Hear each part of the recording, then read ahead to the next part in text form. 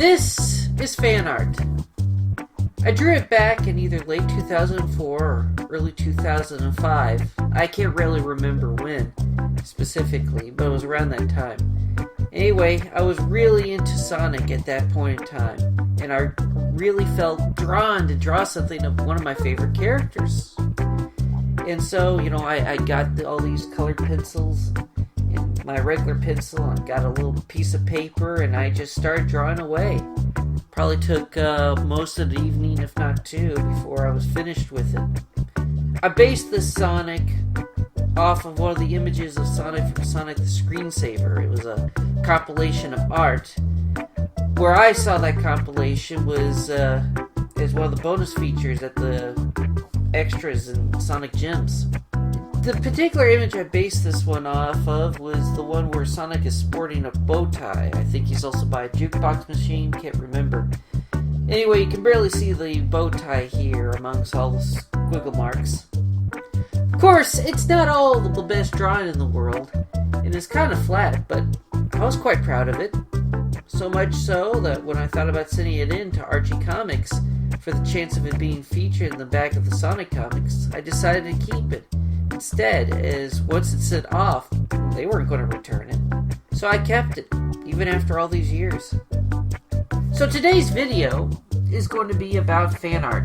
Everyone's seen some, drawn some, or at the very least thought about it. Sonic has had their fair share of fan art. Probably one of the fandoms with the most. Well, in the Archie Sonic comics, they regularly had a section in the book dedicated to fan art, where people could mail theirs in for the chance of it being printed in the comic. Not that many ever talk about these. Most of the time, they aren't even preserved in the scans online or in reprints. So, I thought for the 30th anniversary of the book, I'd look at some that I found interesting. As far as I know, this is the first issue with fan art in it. Obviously, due to the aim of a younger demographic, we have drawings here that are pretty much done by people who are very young. Stretch Armstrong Sonic here was drawn by Bradley Heron, who was at age 7 at this time. And down below, at the bottom, we have Kevin Rossi's drawing of the duo where Tails is missing a neck. Guess he's becoming like the other gaming icon, Rayman. Here we have two amazing pieces of letter art. One by Danielle Hardy with some energetic paneling, and the other by Aaron Middendorf, which has Knuckles and Sally with a rose and a very smug Jeffrey the Skunk, plus an amazing sunset in the center. Lastly, to the top right, we have an illustration of Knuckles by June Farrell, where Knuckles looks to be doing the thinker pose from classic art.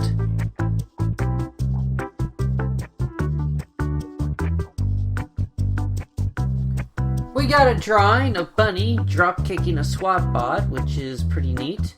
But the most interesting one of this set is in the center left, where Sonic is either going high speeds or is on speed, or perhaps both.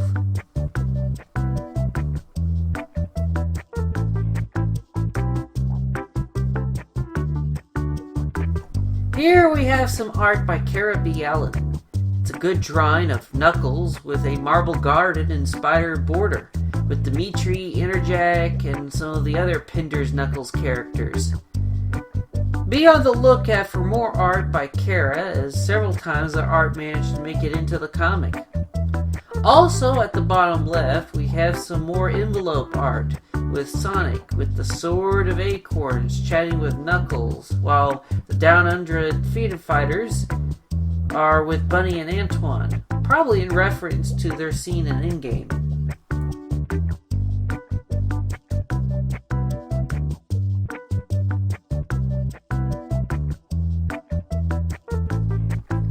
The drawing on the right is a nice drawing of the cast of Freedom Fighters.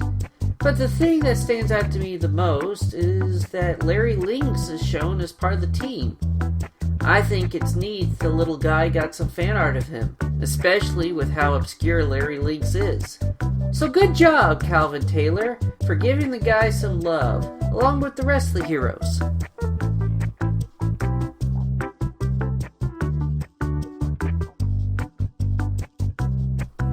Here we have two impressive pieces. One by Brian Edwards that is an incredible rendition of SatAM's intro or Blast of the Past episode with the big giant flying machine that I don't think ever got named. At the bottom of the page is by Stacy George, where we have a sullen-eyed Antoine who looks to be crying or upset, and maybe even praying. He's certainly worried, that's for sure.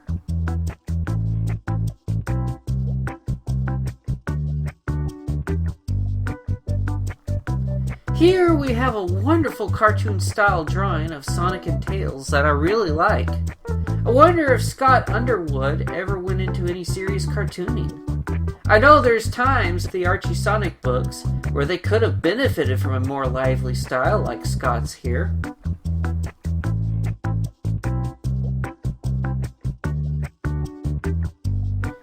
Now what ticks me off is when they shrink the fan art so small that you would need a microscope to see it.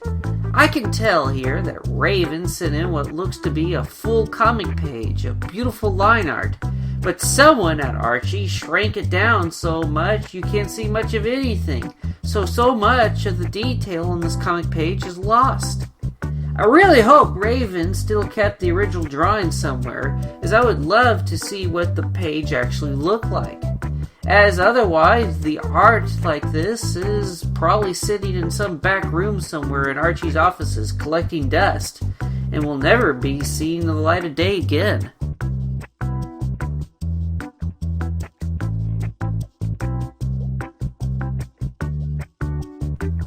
Jenny Ramos presents the creative, if a bit cursed concept, of Knuckles and Sonic switching hair and shoes.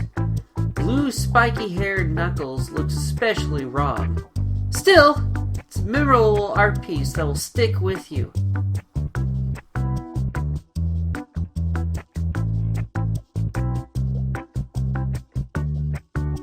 Charles Cusack managed to get 4 of his drawings featured. They are all great, with a lively manga-styled art style that borders on chibi and cutesy. They also did fan art of Rebecca, which is rather unexpected since I don't think anyone's really a fan of that particular SatAM episode. And to the right, on the next page, we have some fan art of Sonic the Fighter's Death Egg 2, which is impressive, but even more so that it came all the way from Brazil. I can only imagine the circumstances on how this Brazilian got a chance to play this obscure Sonic fighter, knew about Archie Sonic, and managed to send fan art there. Lastly, to the left, we have Corey Stephenson, who, according to the internet, actually got their fan art mailed back to them, along with a copy of this issue, which was Nagas Games, which I feel really sorry for them for. And also, if you notice, part of this drawing seems to be whited out. Well, according to the same internet story, there was supposed to be a blade there, the same blade that Benedict is shown to be armed with in the comic. For some reason, Benedict's sword and part of the rest of the image seemingly got hastily erased by someone at Archie. Why? Absolutely no clue.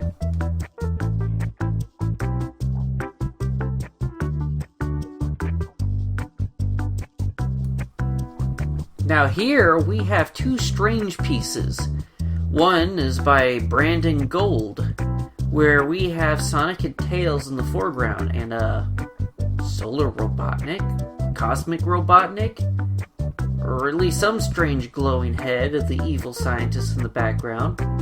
The other piece by Darby Jawson has 2 Sonics, a realistic fox, Knuckles, and a floating gesture head going, "Ah! Sega!" Very odd, these 2. Is the gesture head a reference to something? Maybe some ad I don't know about?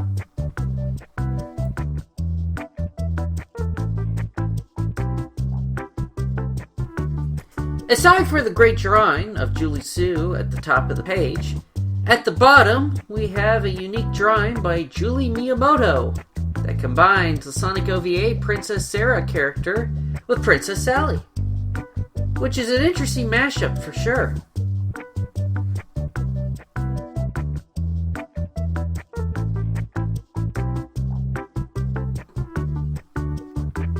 On the upper left, we have a really cool drawing on notebook paper of Sonic in space, about to go super with all those Chaos Emeralds. While on the upper right, we have humanized versions of all the Sonic characters. Some are pretty decent, such as Sonic, Tails, Evil Sonic, Antoine, and Bunny. However, Knack and Jeffrey just look like human heads that were just stuck on their original bodies. Otherwise, not a bad attempt.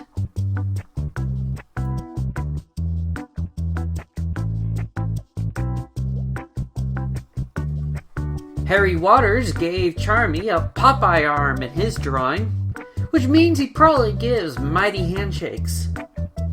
But the other drawing in this selection that draws my attention is this one from Sean, as this fan art of Knack and the Chaotix is none other than a redraw of a panel from Sonic the Comic, where Knack entraps the Chaotix crew. Given that this was 1999 and presumably an American, I'm quite impressed that this person had access to Sonic the Comic and managed to get his redraw published by Archie. So good work, Sean.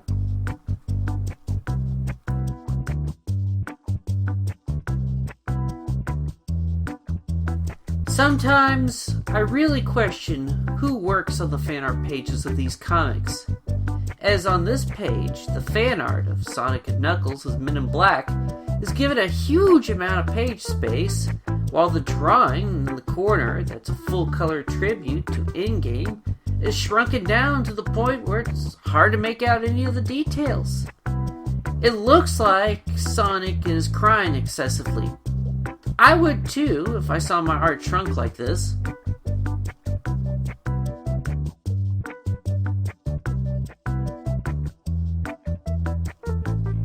Of course, not all fan art make use of regular paper.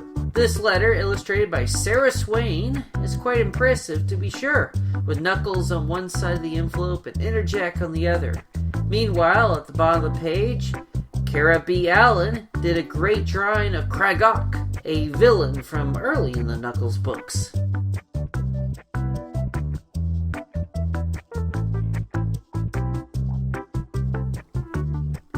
I rather like this art piece where Sonic and Knuckles are knights in Relia. Never played knights, but it's fun to see a crossover like this. Good work, Echidna aficionado. Who knows what your real name is?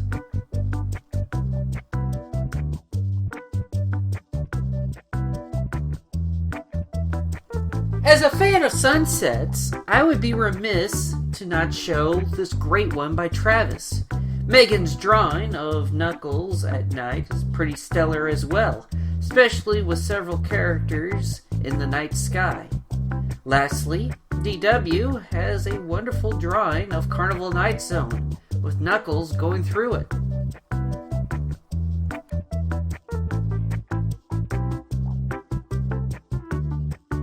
Sometimes fan art and fan fiction can predict things in the future. Well, this isn't exactly a prediction, but it's kind of a premonition, so to speak. I'd like to point to the fan art at the bottom right, where Sonic is depicted as Mega Man. The art is pretty good, and an interesting combination of the two characters. Wonder if he was still following the comics when the big Mega Man Sonic crossover happened. If he was, I hope he enjoyed it.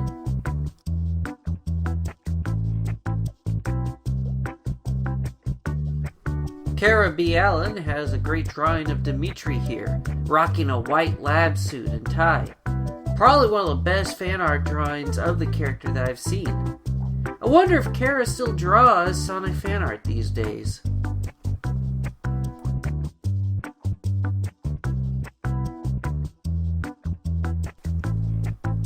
We got a very manga-inspired drawing of Hershey the Cat, fan art of Sonic Kids, and oddly enough, fan art of the editor at the time, Justin Gabry. How often do comic book editors get fan art of themselves? I guess you do if you feature yourself in a small cartoon strip like the off panel.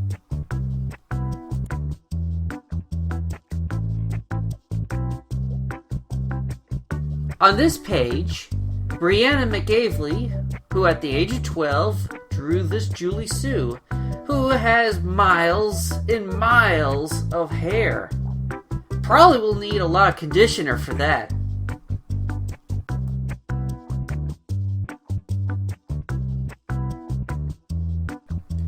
I think this one mostly speaks for itself. It's Princess Sally shipped with Archie Andrews, with of course different characters from both the Archie cast and the Archie Sonic cast reacting to it. Truly, nothing says Archie Sonic more than fan art like this.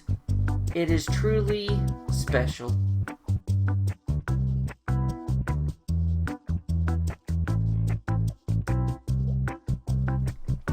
Well, we have here a truly buff Sonic with Sally sporting a pair of Angelina Jolie lips and a six-pack of her own. But the true showstopper here is Sonic Ball Z, which has a good chunk of the Archie Sonic cast of the time redesigned as Dragon Ball Z characters. Robotnik as Frieza, Knuckles as Vegeta, because Shadow didn't exist as a Sonic character yet, and Bomb as Krillin, and Heavy as Mr. Popo, and Vector as Piccolo is probably the best of the bunch.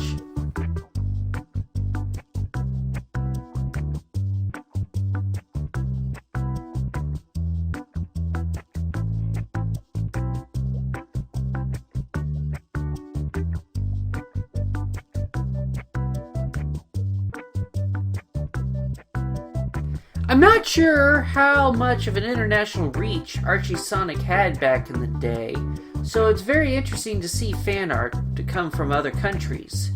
Here we got two fan arts from New Zealand that are quite interesting. Shipping was probably murder to get there, but as for the art, we have a great piece of Interjack getting ready to have a confrontation with Knuckles and cool looking ruins, and the other is Princess Sally as Xena the Warrior Princess.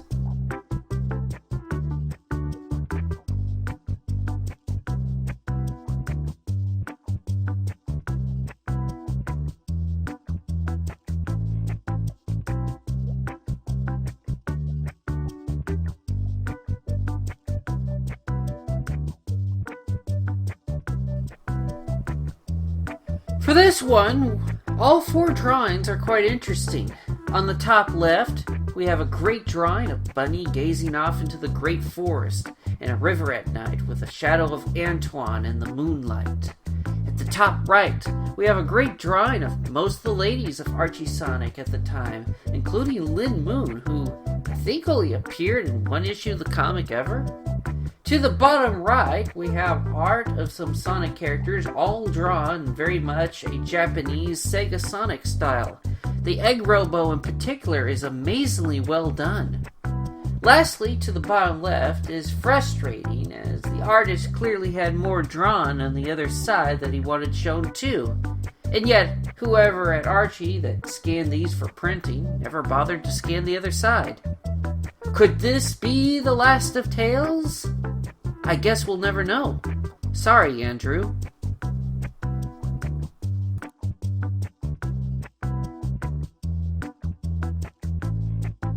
Now here's something amazing and bizarre side by side.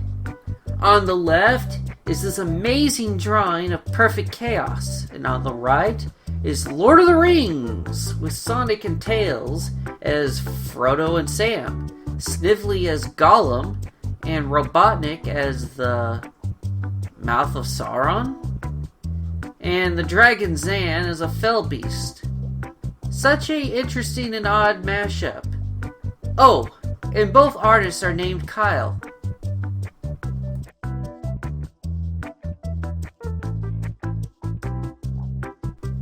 Robin Garbax managed to get 5 arts of theirs featured in one issue. All of them are great and look as if they are painted on some sort of canvas. Jeffrey, however, looks absolutely sinister in his drawing, has these bad guy vibes all over him. But all of these are great.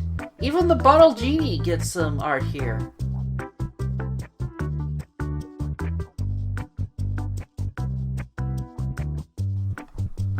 Funny enough, when I was a kid, I had yet to beat Sonic Adventure 2. And so when I saw this art by Anthony, I had no clue who or what the Bio-Lizard was. So this lizard was a mystery to me for a while. Unfortunately for Craig, steroids do not look good on Sonic's overall design, especially in the arms. It does make this piece stand out though.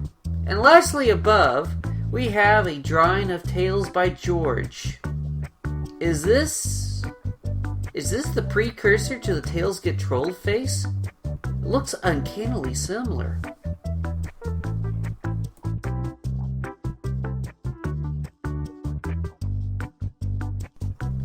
Nicole has an amazing drawing of Knuckles with all his SA2 unlock gear, while hanging around with the rest of the Chaotix. Now above to the right is tail paint homage to Kiki Delivery Service cover, which is very cool. I like both of these arts. And those were just some fan art that I thought was interesting from the old comics. Good or bad, these are just as much a part of the history of the comic as they are a nice time capsule of the fandom. I wonder how many of them have stuck with the book, or with the Sonic franchise, or if they even still do fan art to this day. Or any of these people online, or perhaps watching this video now. Feel free to chime in and share your thoughts and feelings on the fan art experience. As for everyone else, what are some fan art you found interesting that was featured in the comic? Feel free to share below in the comments. Goodbye for now.